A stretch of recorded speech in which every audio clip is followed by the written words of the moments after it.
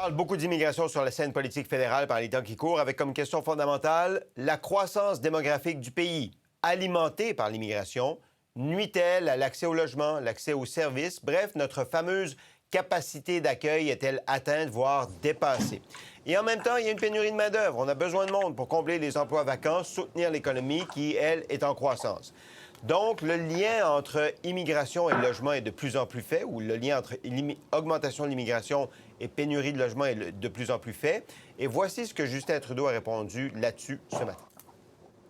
Il y a vraiment deux options. Ou bien on réduit de façon massive nos cibles d'immigration, ce qui va faire mal à la pénurie de main-d'œuvre, à la croissance économique, ou bien on trouve une façon de bâtir beaucoup plus de logements plus rapidement. Et c'est à ce niveau-là, parce que c'est quelque chose qu'on a déjà fait en tant que pays, c'est quelque chose qu'on est en train de faire pour pouvoir continuer d'avoir un pays croissant et prospère. OK. C'est intéressant, parce que regardez ces courbes-là. M. Trudeau nous dit on a le choix de réduire l'immigration ou d'accélérer la construction de logements. On veut bien, mais regardez cette courbe-là à droite, là. La croissance de la population au pays, extrêmement rapide. Et les mises en chantier, il y a même une baisse depuis quelques mois de mise en chantier. Donc, les courbes, elles ne sont pas en train de se rejoindre. Elles sont en train d'aller dans des sens opposés. Françoise, vous pensez quoi de la réponse du premier ministre? Bien, effectivement, c'est intéressant. On se rend compte qu'on ne peut pas régler avec des platitudes puis des phrases toutes creuses et toutes préfabriquées. Je regarde, là, la croissance démographique, c'est partout, hein. Là où je suis présentement, en Floride, 30 d'augmentation de la population depuis la pandémie. Vous devriez voir comment ça crée des booms de construction à droite et à gauche, mais les autoroutes viennent avec, les écoles poussent comme des champignons, les hôpitaux privés et autres poussent aussi. Alors, tout est conçu parce qu'on a une vision d'ensemble. Mon inquiétude au Canada, c'est qu'on regarde ça, t'es où pour un arrêt de cette immigration à haut taux, pour te concentrer sur peut-être créer du logement. C'est comme ça qu'on n'est pas capable de tout faire en même temps au Canada. Pendant qu'on va discuter, là, à en perdre haleine, on ne réglera pas grand-chose. On va avoir moi, je suis pro-mathématiques de Pierre Poilievre versus ouais, mais il y a la pénurie de main-d'œuvre. Au nombre de personnes qui sont entrées au Canada, les amis, vous ne pensez pas qu'on pourrait les former pour essayer de les placer dans ces créneaux de pénurie d'emploi? Il me semble qu'on est capable... Mais ça leur donne pas plus de logements, ça, François? Non, mais ils sont tous dans la rue? Quand je regarde votre tableau avec des fois, c'est qu'on a l'impression là, que ces gens-là rentrent et ils n'ont pas de place. Quand on sait comment ils doivent entrer au pays comme immigrants, c'est très différent des travailleurs temporaires, par exemple, ou peut-être que des employeurs devraient avoir à garantir qu'ils ont un endroit pour ces gens-là pour qu'ils puissent rester. Puis par endroit, je parle d'un endroit décent, pas un étable où tu les parques, tu les stationnes une dizaine par chose. Alors, il va falloir un petit peu plus de vision puis de voir en quoi une solution plutôt que l'autre va aider. Par ailleurs, il faut faire attention à la construction. Puis je vais arrêter là-dessus. Mais la construction, tout azimut, n'importe comment, là, sans aller selon les codes, on saura s'en reparler si on est encore en onde dans 10 ans, dans quel état ces constructions-là seront à ce moment-là. C'est pas un problème facile, mais arrêtons d'être aussi « Ah, c'est ça ou c'est ça, puis c'est rien d'autre ». Mais ce qu'on entend, c'est que c'est difficile aussi de faire lever de terre des projets dans les municipalités, notamment. Il y a comme une bureaucratie ou toutes sortes de réglementations qui retardent les... C'est ça. Le code du bâtiment, c'est une chose, mais les permis, ainsi de suite. En tout cas, Jean-François, M. Trudeau a aussi dit là, à la Chambre de commerce, il y a 2 millions de travailleurs temporaires et il ciblait les étudiants en particulier qui sont rentrés au pays. Et ça, il va falloir peut-être faire quelque chose à ce sujet-là. Est-ce que vous êtes d'accord avec le premier ministre? Écoutez, c'est quand même affligeant à ce point du débat que le premier ministre continue à dire des choses creuses, comme dit Françoise, mais fausses. Il y a eu 1 million de nouveaux arrivants au Canada l'an dernier, presque autant l'année d'avant. Si c'était la solution à la pénurie de main-d'œuvre, il n'y en aurait plus de pénurie. On serait en surplus de main-d'œuvre. Bon. Alors, tous les économistes savent, enfin, il y en a qui ont osé le dire avant d'autres, un immigrant crée autant de besoins d'emploi qu'il en comble. C'est un jeu à somme nulle, OK? Alors, tu peux avoir de bonnes raisons d'avoir une forte immigration, tu peux vouloir rester un pays du G7, tu peux vouloir doubler ton PIB, etc. Mais c'est pas pour la pénurie de main-d'œuvre. Un immigrant nécessite la création d'un nouvel emploi en plus de celui qu'il comble. Ça ne peut pas régler la situation. Bon, il continue à dire ça.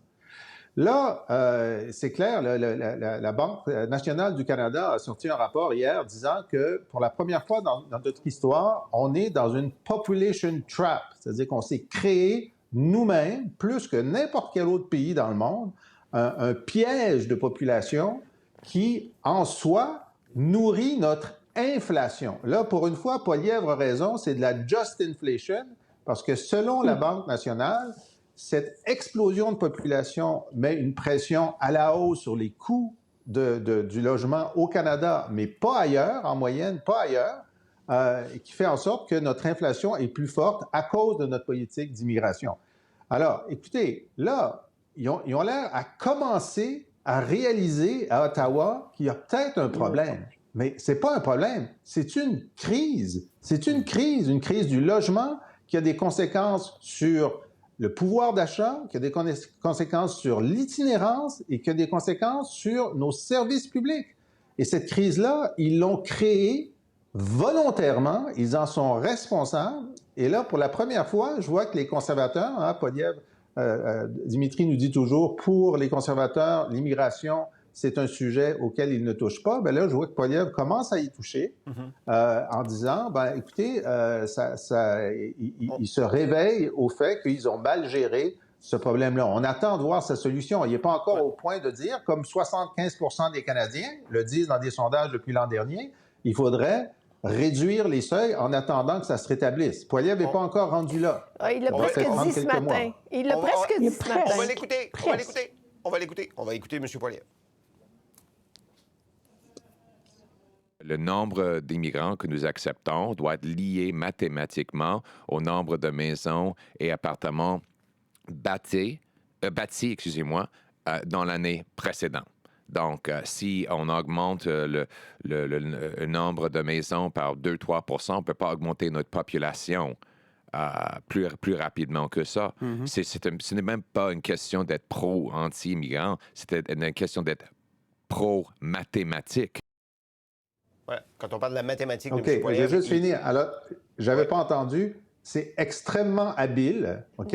Mais ce que ça signifie, c'est une réduction drastique du seuil.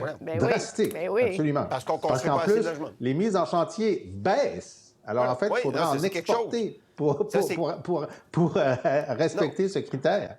Mais que le nombre de mises en chantier baisse au moment où on est dans une crise du logement, ça dépasse l'entendement quand même. Comment...